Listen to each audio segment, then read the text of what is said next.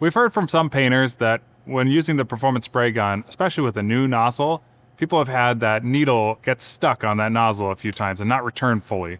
And we wanted to give you some quick pointers on how to address that.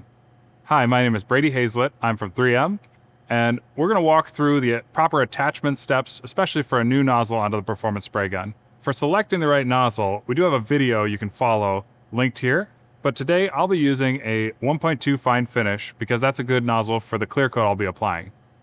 Now, if this were a new nozzle, fresh out of the bag, you may notice when you first attach it, that needle could stay back. And to avoid that, you can go ahead and attach that a few times onto there, helping to break in those seals, as well as ensuring that your needle is clean. And we do have a cleaning video linked here as well. Once that needle is clean, you can also add some lubricant, be that water, some cleaning solvent, or a paint gun safe lubricant. And once that's applied to that needle, you can go ahead and attach your nozzle, and then go ahead and rotate the locking collar all the way until you hit that stop.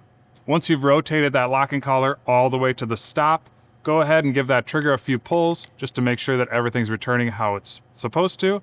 And what I like to do as well is add some of that paint gun safe lubricant underneath that collar to help make sure that that's as easy to rotate as possible as well. That's all we have for this video. Thank you guys for tuning in. If you have any questions, feel free to add those to the comments below, and we'll see you next time. If you liked what you saw, don't forget to like and subscribe, and hit that notification bell so you won't miss our next video. If you have questions or have ideas for future topics, leave us a comment down below.